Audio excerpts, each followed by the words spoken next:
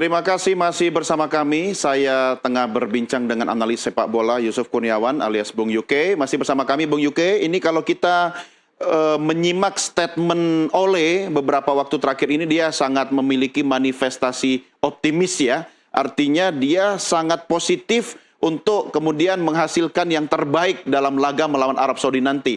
Ini menurut Anda, Bung, apakah bisa menular ke skuad Garuda kita atau hanya untuk melahirkan dia sebagai bintang lapangan saja? Komentarnya, Bung Yuke.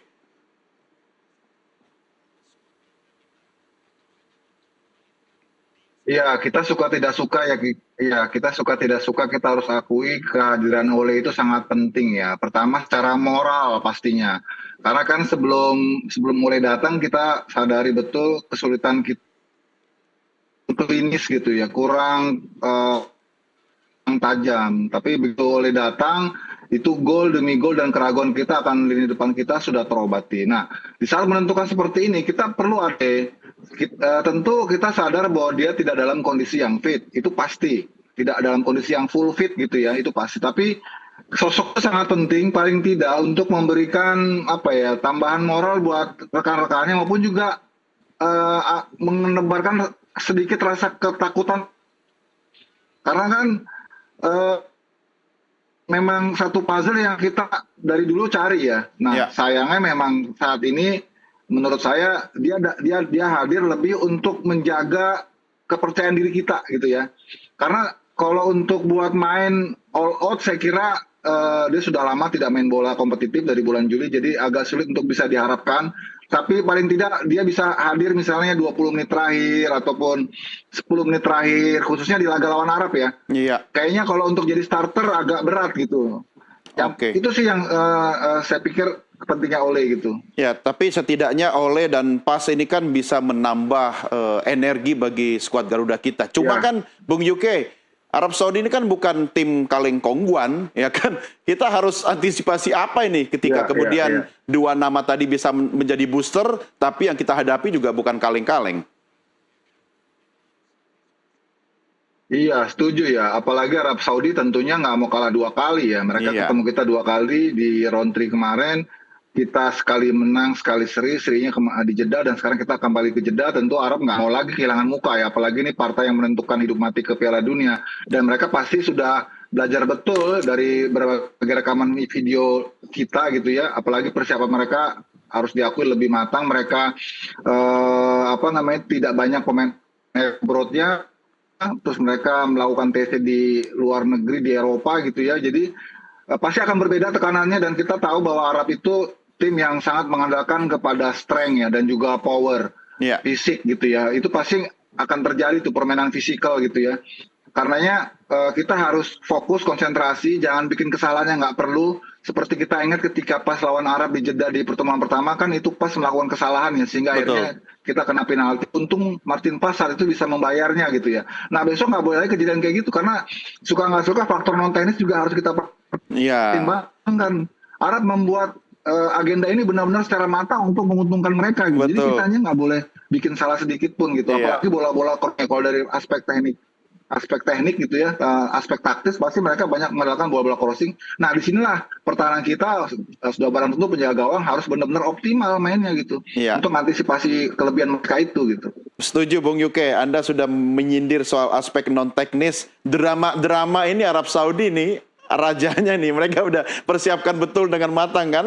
Oke, sebelum kita lanjutkan Bung Yuke, kita lihat sama-sama head to head Indonesia dengan Arab Saudi seperti apa perjalanan panjang kita melalui grafis berikut ini.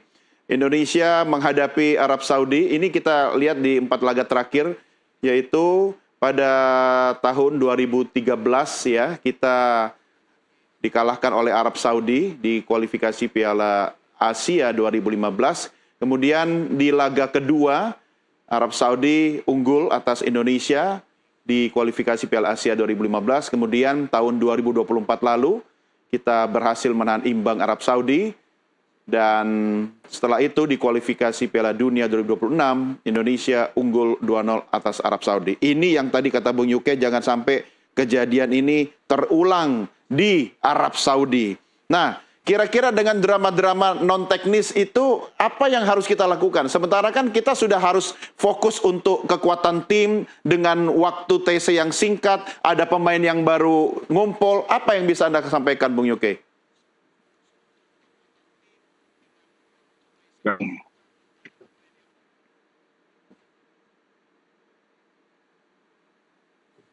Iya, setuju tadi apa yang dikatakan Bung Doni. Kita fokus dengan kekuatan kita aja, fokus dengan diri kita aja gitu. Jangan terlalu memikirkan aspek-aspek non teknis dari sesuatu yang kita nggak bisa kontrol gitu ya. Ya. Karena kan orang pihak lain boleh merencanakan sesuatu untuk kita, tapi kita harus punya rencana buat diri kita sendiri gitu.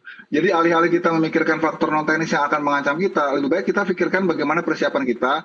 Kita jangan bikin salah, kita harus lebih klinis lagi dalam memanfaatkan peluang karena nggak akan banyak peluang tercipta di pertandingan seketat ini. Jadi kita harus klinis betul. Kemudian kita jangan bikin salah-salah yang nggak perlu di lini pertahanan. Dan kalau bisa kita bikin gol lebih dulu gitu ya. Oke. Karena itu sangat penting untuk kita. Dan ingat bahwa kita kalau kita mau menang ya kita harus tunjukin kualitas kita dan kita pantas memang untuk menang gitu. Jadi jangan berharap ada kebaikan dari hal-hal lain lah ya di luar dari hal yang kita bisa kontrol, yaitu pertandingan itu sendiri gitu. Kuncinya di babak pertama kalau bisa kita gol lebih dulu ya. Tapi bukan berarti kita gaspol begitu, Bung Yuke. Bagaimana menjaga stamina hingga babak terakhir, apalagi kalau kata Anda nanti Ole paling tidak 15 menit terakhir baru turun begitu? Iya, setuju ya. Ini harus diingat juga bahwa pertandingan ini 2x45, artinya 90 menit. Ini pasti akan full intensity. Kita harus benar-benar efisien dalam mengatur ritme permainan, ya tidak boleh terlalu naif ya bermain menyerang polos gitu ya. Kita harus kalkulasi secara matang kapan saatnya main tempo, kapan saatnya ambil kesempatan untuk transisi cepat, kapan saatnya harus retreat, atur organisasi lagi gitu ya. Jangan main ngikutin gayanya Arab yang maunya cepat-cepat ya. Karena mereka mindahin bolanya itu cepat karena mereka punya strength ya. Yeah. Kalau kita kan ini pemain sebagian baru datang dari Eropa, pasti sedikit banyak akan capek juga ya. Jadi apalagi ini laga pertama ya, laga pertama ini kita pasti kondisinya belum ideal ya karena sebagian pemain baru gabung, baru aklimatisasi lagi. Jadi yang penting kita nggak kalah deh lawan Arab deh. Yeah. Kita kalkulasi saya gitu ya, kita nggak kalah lawan Arab, syukur-syukur bisa menang. Tapi lawan Irak kita wajib menang kalau kita mau mimpi lolos gitu. Itu nggak ada cerita tuh. Makanya lawan Arab ini dengan pertimbangan dia tuan rumah, pertimbangan kita juga baru datang, ini game pertama. Yang penting kita nggak kalah gitu aja sih. Ya. Itu kuncinya tuh lawan Arab, kita jangan sampai kalah, kita jangan kecolongan dulu. Kalau kita kecolongan dulu, kita makin berat beban kita, makin ruwet nanti situasi di lapangannya juga gitu. Ya, cuma kan kalau kita harus melewati Arab Saudi kemudian berhadapan dengan Irak kan juga raksasa Asia nih, Bung Yuke. Ya, saya akui Irak memang nggak jauh beda dengan Arab Saudi. Tapi ingat, Irak itu bisa ngalahin kita kemarin di Piala Asia maupun juga di di round 2 ya. Di round 2 kemarin itu posisi tim kita belum komplit seperti sekarang. Kalau sekarang ini udah full tim nih. Banyak pemain-pemain diaspora yang terakhir gabung itu sudah ada di tim ini yang itu belum dihadapi oleh Irak. Jadi kita bisa masih optimis lah bahwa adanya Ole, kemudian ada juga Emiliano Jonathan. Performa para pemain kita yang sekarang sedang on fire di masing-masing klubnya ya, kayak kemarin Dean James bisa bikin 2 assist di Liga Eropa untuk Go Ahead Eagles, terus Kevin Verdong yang main full tim kemarin lawan Villarreal, terus yang dari Thailand ya Sen Patinama, Sandy Walsh yang kemarin main sangat luar biasa juga, dipercaya selalu menjadi main starter di Liga 1 Thailand. Jadi hal-hal positif inilah yang saya kira membuat Indonesia berbeda yang dihadapi oleh Irak sebelumnya dengan yang sekarang. Kita lebih komplit dan kondisi para pemain yang reguler starting itu memang dalam posisi on fire. Jadi saya lebih optimis kita bisa menang lawan Irak sih menurut saya sih. Karena Irak pun juga sama. Mereka juga kan sama-sama tim tamu ya. Maksudnya tim yang tidak diuntungkan sebenarnya. Yeah. Tapi kita lebih tidak diuntungkan persoalannya karena kita main back to back. Jadi lawan Arab main duluan terus kita masih capek, kita ketemu Irak langsung. Sementara Irak ketemu kita baru game pertama. Nah, ini kan yang bikin kita jadi deg-degan gitu ya. Makanya oke deh kalau gitu lawan Arab nih anggap aja kita 1 poin maksimalnya. Tapi lawan Irak kita udah harus tidak lain ya menang gitu kalau kita mau mimpi lolos gitu. Kalau enggak ya selesai kita. Ya, Bung Yuke, ini aspek penjaga gawang ini bagaimana komentar Anda dengan Abang Martin Paes ini? Kan penjaga gawang modern kan bukan cuma jaga gawang doang, dia harus jadi sweeper keeper ya. Nah itu konsep seperti itu bagaimana kalau kita menghadapi Arab Saudi Ya. nanti? Ya itu dia. Memang sekarang itu kiper 70% udah mesti banyak di kaki ya, main build up. Karena dari awal serangan kan dimulai dari penjaga gawang. Kadang-kadang penjaga gawang juga suka menentukan bola-bola long tour yang bisa menghasilkan gol juga. Itu sekarang udah banyak. Memang dibanding Emil, Martin Paes itu tidak lebih better untuk build up-nya. Ya. Tapi dia untuk stop goalkeeping itu bagus, sama bagusnya dengan Emil. Maksudnya dia memang tipikal kiper yang dominan untuk menghentikan tendangan-tendangan lawan ya, alih-alih main dari build up gitu ya. Nah sekarang yang harus kita manfaatkan bagaimana supaya koordinasi antara back-back kita dengan Martin Paes ini itu benar-benar padu gitu ya. Karena ini sangat sangat penting sekali.